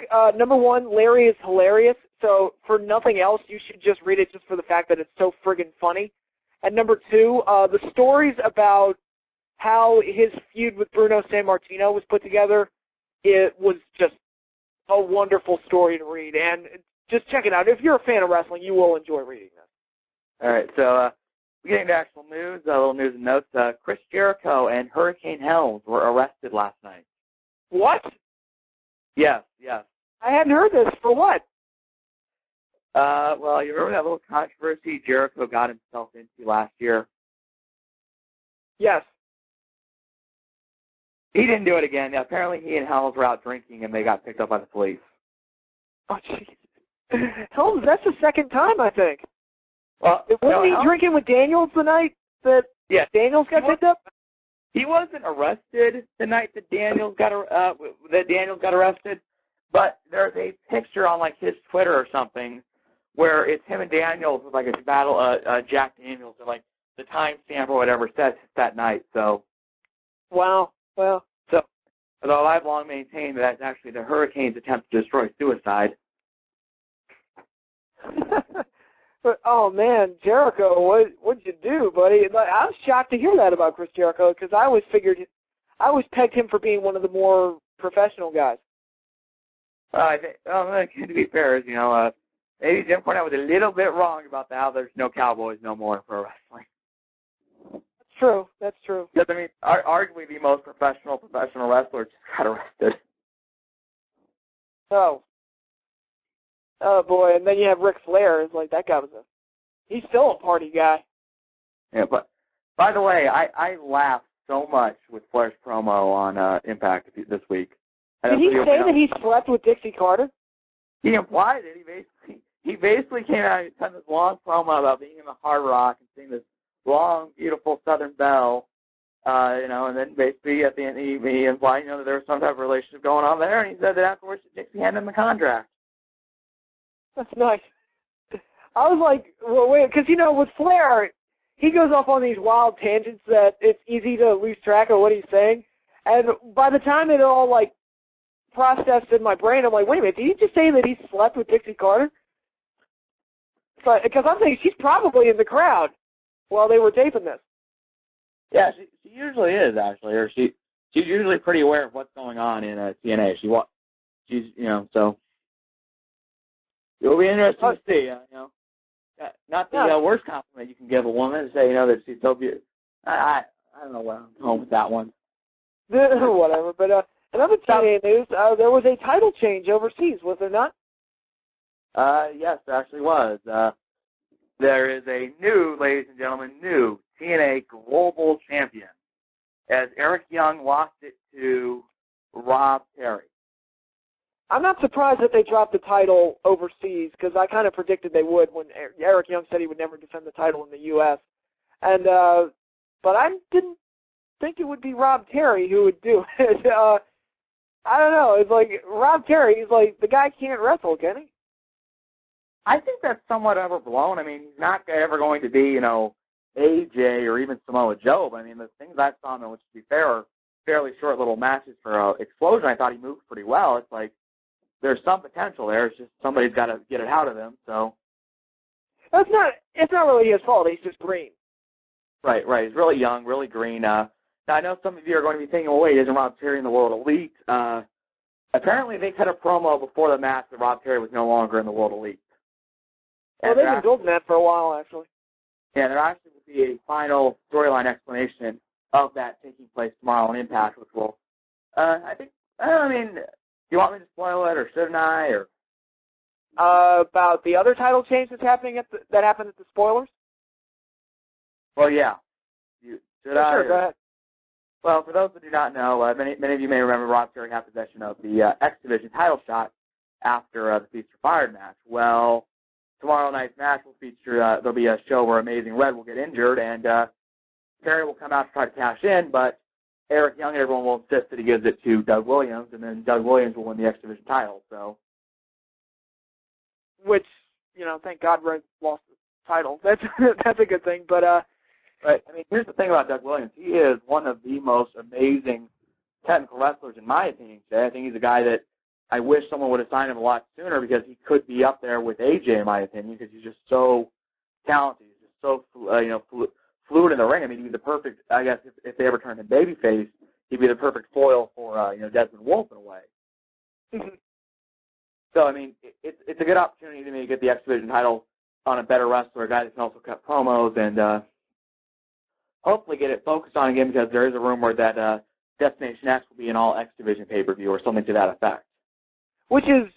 That could be a very good idea. I hope, what I would do with that, I would maybe try and get some guys from the X Division's past. Like, I don't know if Jerry Lynn's probably not available, but it'd be cool if they got, like, P.D. Williams and Sanjay Dutt. Even if they don't bring him in full-time, it'd be cool to have, like, almost like a reunion of a lot of the X Division guys. Maybe bring in even though I wasn't the biggest fan of his, maybe bring in Michael Shane, too. Right. Well, I don't really know what everyone's situation is with Ring of Honor. I'm fairly sure Jerry Lynn's under contract to them, just because he's a former champion with them. But that could have been a good question to ask Jim Cornette. Who exactly is under contract that TNA can poach? I'm sure Jim Cornette wouldn't want to say, but...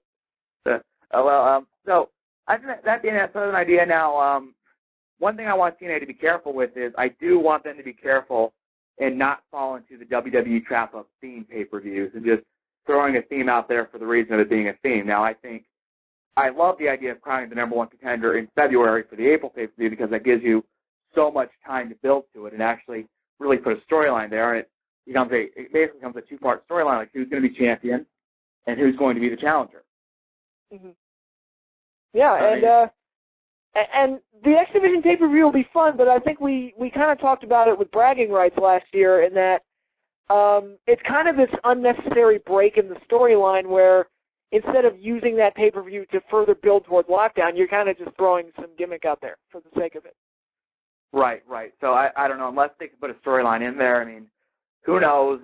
Traditionally, well, not traditionally, but I remember, I don't know if it was last year or the year before, but it was the year before because of Joe's title win building to that, where they had Joe team with Nash and Christian against AJ Tomko, an angle to build towards Joe's title match. So potentially you could do something like that where it's like team, I'm going to assume AJ versus team number one contender, whoever that is. Yeah. You can do something like that. And I mean, you could, and there is potential to maybe do a storyline here with, with the X Division. Whether it's maybe like you said, even if it's just a one night storyline where maybe if you could bring back some of the past faces of the X Division, they come in, they start attacking the new guys, saying, hey, look, we're going to show that we deserve to be in TNA. You guys are the ones that need to be gone, and then I don't know, potentially at the end of the night, the winner of this. They do some kind of competition, and it's old versus new, and they award like the Super X Cup or something. I don't know. Yeah, there are a lot of things they could do with it. It could be interesting. I would see how it all goes down. I would also like to see them potentially bring in maybe some guys from either Japan or Mexico just to add an international flavor if you're going to try to make it like a showcase pay-per-view. Well, the World X Cup is, they say they do it once every 2 years, and it's been 2 years, so maybe they could start that up. Unfortunately, I mean, the problem with it, and it's apparently that's what I hear about the World X Cup, where they like the in-ring product at the end of the day, but sometimes they don't feel it's worth the nightmare that it can be trying to arrange travel schedules and visas and, everything else, and then trying to write in and then also trying to get availability. It's like, okay, just for example, I use in CMLL, which is where TNA gets a lot of their talent from Mexico from. The guy I would most want would be Mystico, who's probably arguably the best high flyer in all the world, but Mystico has so many commitments to CMLL, you probably won't get them, so you may wind up just getting whoever they want to send to you. Right. I had heard that Mystico and Cybernetico were supposed to make appearances with TNA, but they never did. Right. I think they were working on it. I think, unfortunately, that never worked out, which kind of is disappointing because both those guys are extremely talented, and hopefully we'll see it someday. Who knows? Well, speaking of pay-per-views, we got the Royal Rumble this Sunday. Right now. So let's just, you want to just real quick do who we think is going to win the actual Rumble? Sure. Who do you think is going to win the Royal Rumble? You go first. Mine's going to kind of shock people. Okay. Unfortunately, if it were up to me, and I know he got arrested last night, so maybe that kind of nixed it. I don't know. If it was ever the plan to begin with. But I would give it to Chris Jericho and then have Edge win the title at the Elimination Chamber pay-per-view. And that way the show ends with a teaser for Edge and Jericho, which is a storyline that has ties all the way back to June. That's what I would do. Unfortunately, I think they are going to give the win to Triple H.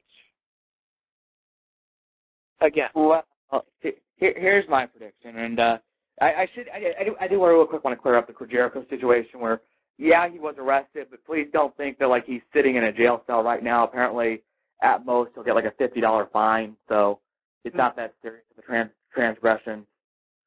Oh yeah, but you got to think that if CM Punk gets punished for making fun of Cena, what will Jericho get for being sent to jail for a couple hours? Yeah, but Jericho made his bones. He was in the industry during the Attitude Era. That makes That's true. Everything and all things and everything. But unless Triple H doesn't like him for a reason. Right. Well, if Triple H doesn't like him, that just means he'll never win. Yeah. Well, here is my prediction. I've been looking at it, and when you look at the Royal Rumble, you also have to look at who's going to give the most potential. Who's going to also add to the business overall after this huge win. And looking at some of the things I've heard and read and some information I've gotten, ladies and gentlemen, it will be the star of the brand new hit sitcom, Hanging with Santino. Santino Marella will win the Royal Rumble. You think Santino Marella is going to win the Royal Rumble? No, I was making a joke because they're basing a sitcom on Santino. Which is, you know what? Now that I think about it, I really wish I had asked Jim Cornette about that. Please, he was already. Oh, please, that would have dragged it on to another 40 minutes. Yeah, probably, but yeah. So, God, that's horrible. Yeah. So my actual prediction is all of yours, Patrick. It's all about the game. Yeah, and it looks like, and we've only got about a minute left, so we're probably going to go overtime with this little discussion. But Triple H is in a position in the WWE where he can pick his own programs. Now, the rumor is that the match at WrestleMania for the WWE title will be Triple H versus Sheamus. Now, if this match takes place, Triple H would have had to okay this.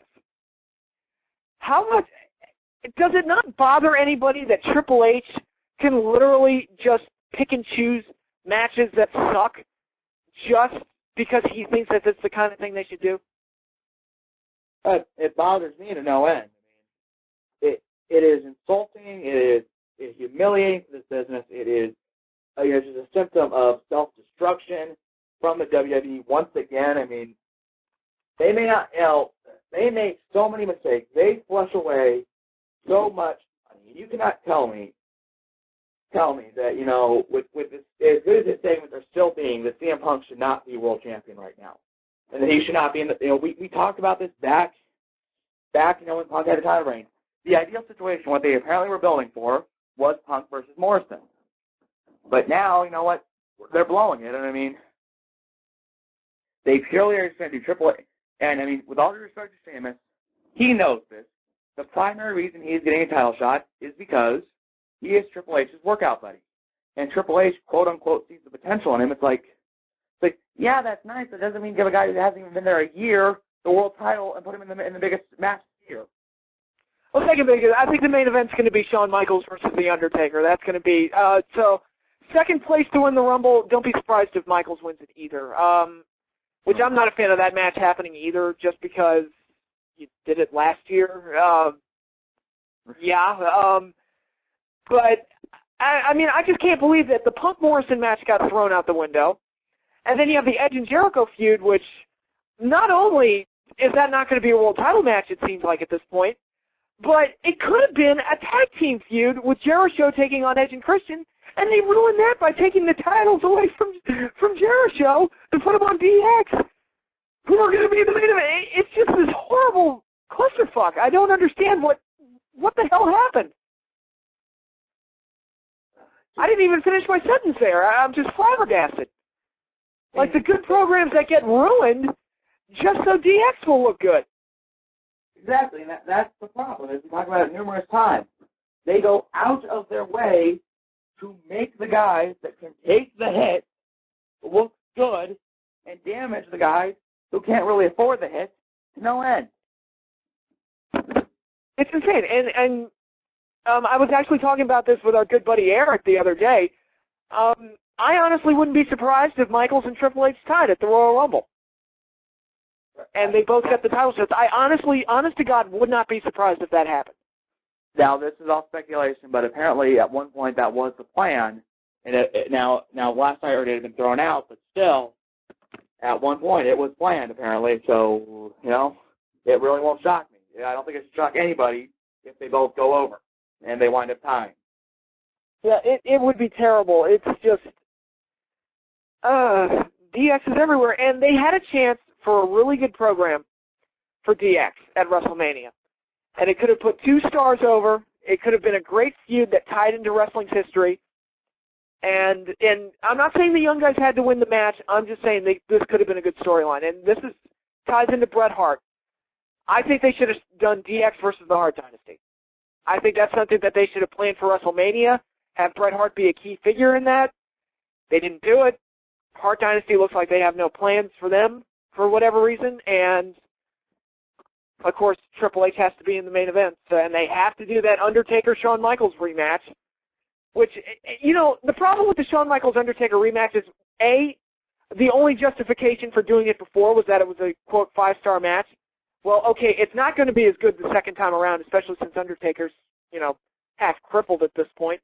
And 2, if Michaels wins, ends the streak, that big win goes to somebody that doesn't need it. And if Undertaker wins, nothing happens because we've already seen that. We saw it at WrestleMania last year, so it's just pointless.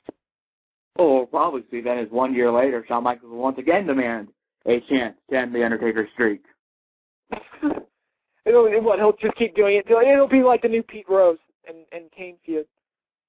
No. Oh, God. I mean, it's as I said earlier, repeatedly, the guys that can afford to look bad, or the guys that can afford to fall on their face a little bit and take a step down, get all the advantages, get all the big push, the guys that really need it do not. I mean, Hart Dynasty, Morrison, Pump. Ziggler, I say it again, it's, what, can anybody, what'd you say? Where the hell is Dolph Ziggler? He's unfortunately gone and disappeared. He has. I'm like, okay, I mean, I remember talking about Ziggler last year, and he was really catching on, and James and I were talking about it. It's like, dude, he might even surpass Morrison because he's really good.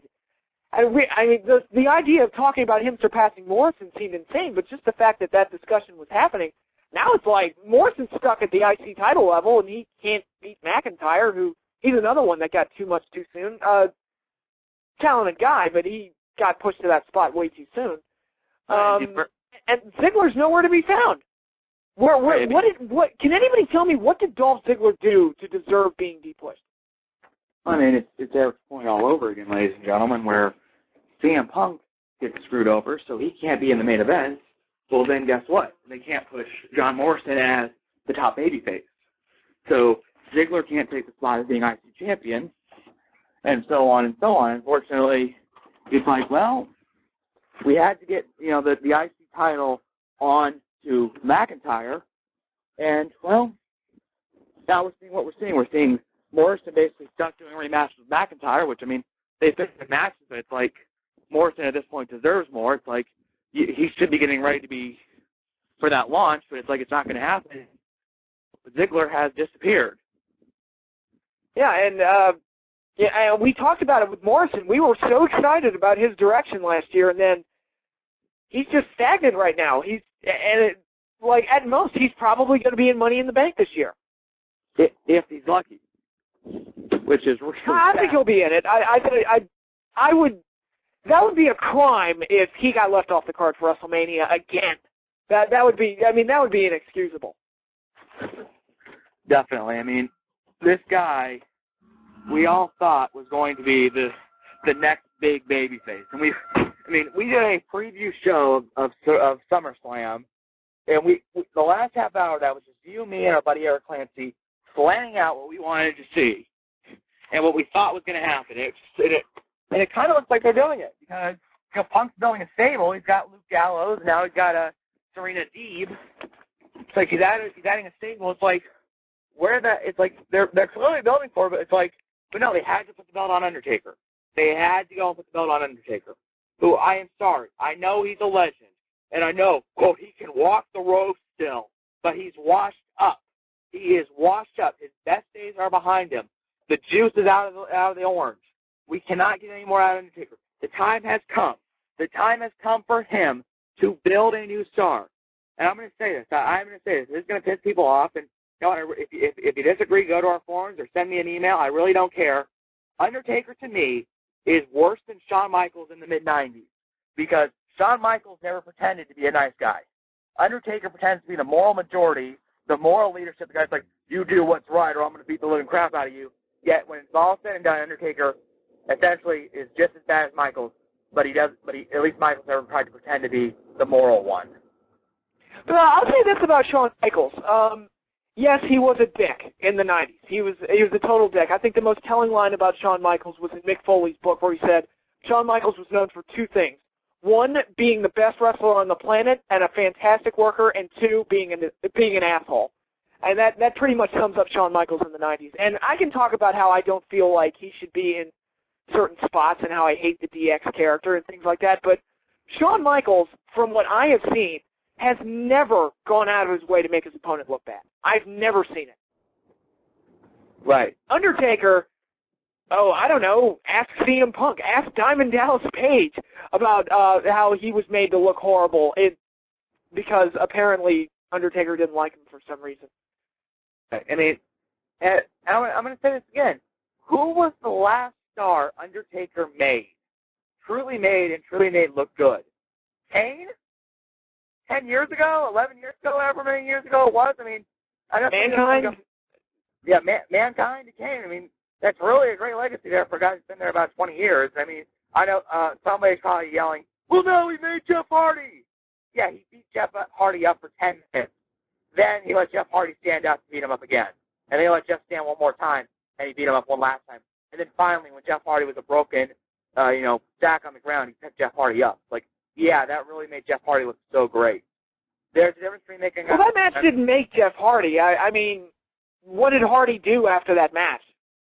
Nothing. He left and went to TNA. Yeah, it wasn't until Hardy's return in 2006 that he really started to become the megastar.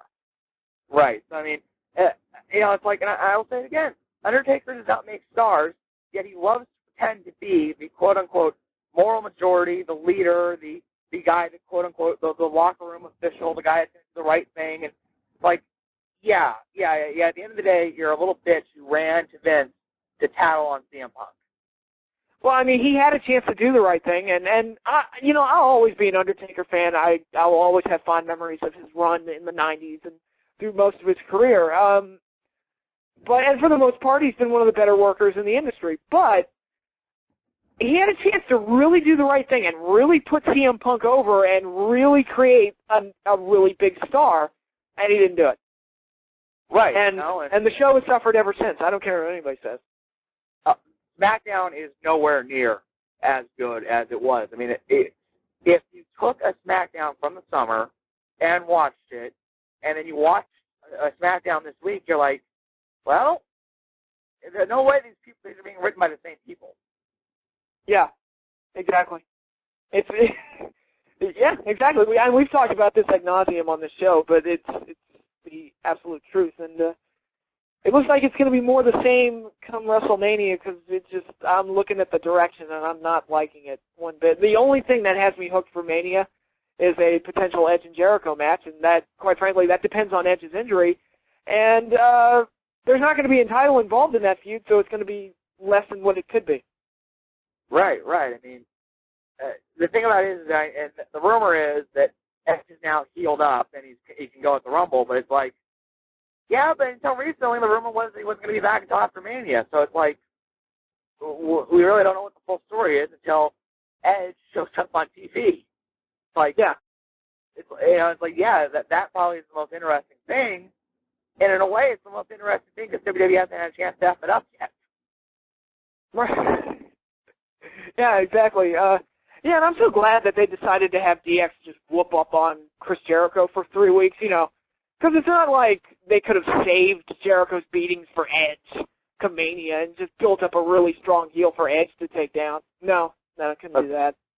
Patrick, you have to remember, though, that Edge's first title reign was blink and you miss it. Yeah, whose fault was that? Yeah, the Anteater, Conan the Anteater. That's who that was. That's who made that call. I'm sorry, but anybody who doesn't believe that Edge getting screwed out of the main event spot for Mania 22 wasn't because Triple H pulled a power play, then you're smoking some funny weed there, because that's exactly what happened, and I can't prove it obviously, but I believe in my heart that that's exactly what went down. Well, anyone that knows how this business typically works has got to believe, has got to at least acknowledge that the most logical scenario after the way they had Edge win the title, which was completely stealing it like a thief in the night, the most logical conclusion to that was Cena regains it at Mania.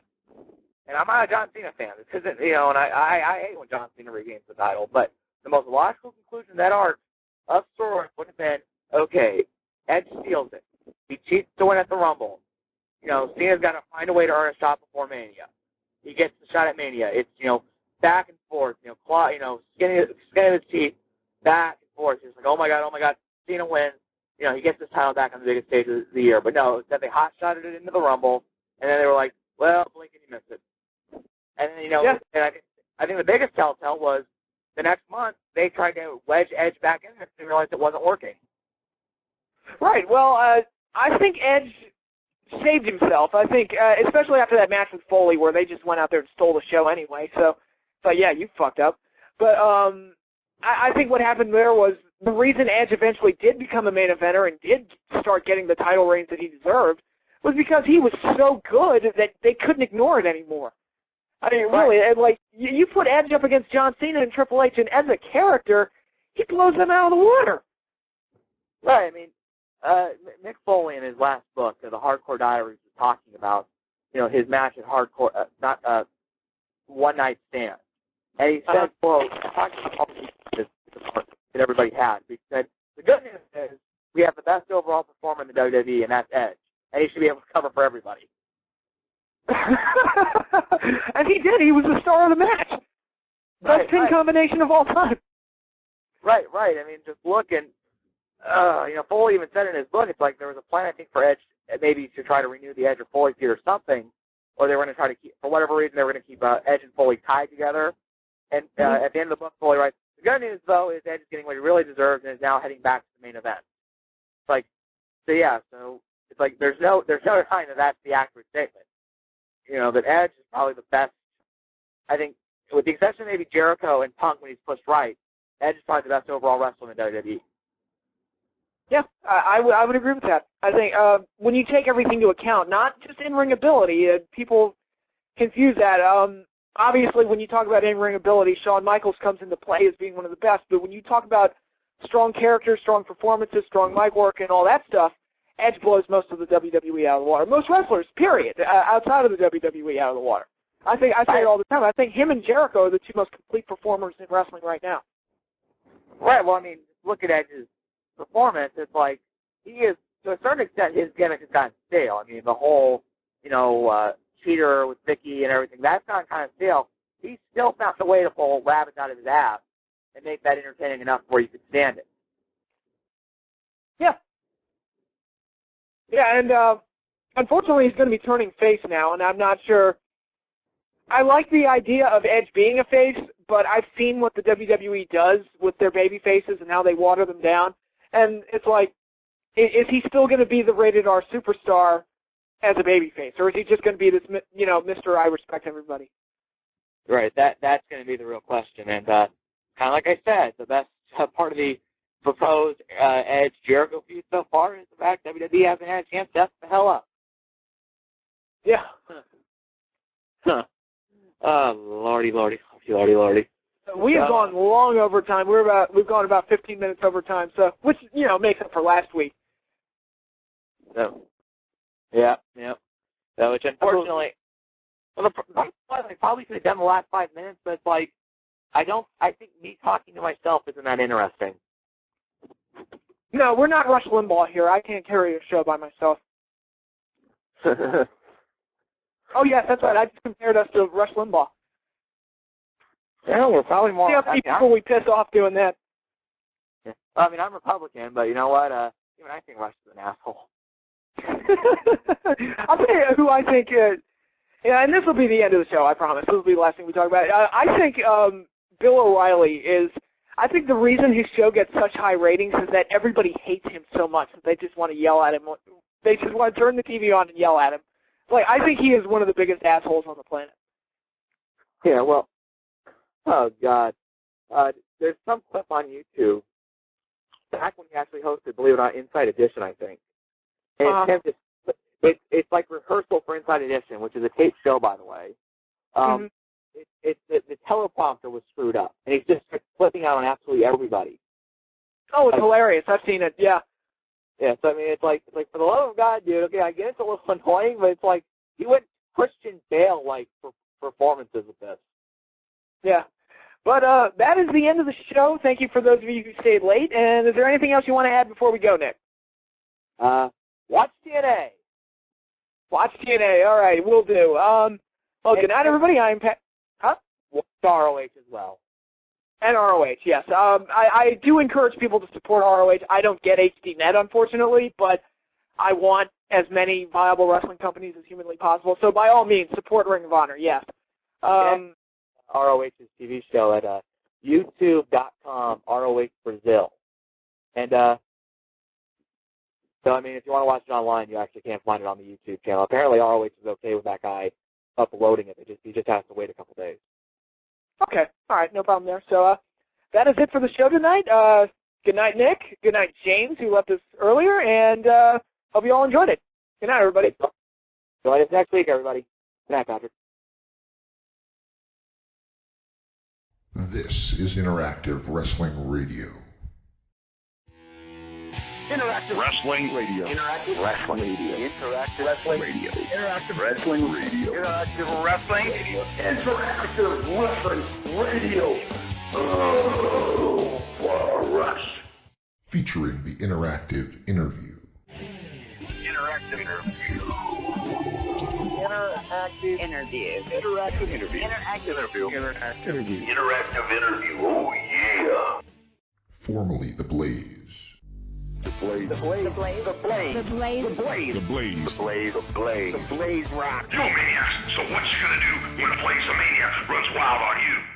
On WrestlingEpicenter.com. Wrestling Epicenter. Wrestling Epicenter. Wrestling Epicenter. Wrestling Epicenter. Wrestling Epicenter. The Wrestling Epicenter. Don't get off. And now we shamelessly name drop from our history.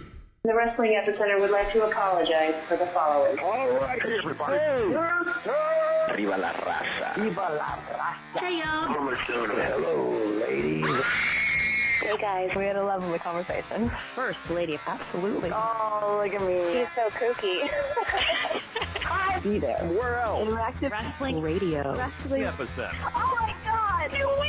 Wow. Being interactive. Whoa. I just got some listen. I was gonna shoot him. Yeah, I almost missed my man. Breaking neck. I got 2 words for you. I've heard a lot about you guys. I see my language. You're gonna go to the shop. Plenty of no. Into the many. No nerves. That was great. It's gonna be cool. Woo. What it's all about. The purest point of view. The living legend. Champion. Arrogant. Jesus makes me. Instead of saying when I'm talking to you, So lonely without you. In the land of extreme. testify. Nevermore. Interactive interview. I'm not just the best. Interactive interview with a plastic You head. earned the right. Nobody. You better keep listening. Thank you very much. Controversy creates cash. Professional wrestling. Made in the USA, baby. Memphis wrestling. The guy on fire. I'm not bad. We were sexy. What a show. One and only. Interactive Wrestling Radio. Wrestling Epicenter. Interactive interview. We took care of the business in ballet. We are huge with this whole. You're where it's at. You gotta recognize who's the best. If you're smart, make sure you tune in each and every week. I'll come out of your computer, knock down your door, and turn it on for you. Or else I'm gonna kick your stinking teeth in. And that's the bottom line. Have a nice day. It's showtime. Don't forget to like and subscribe.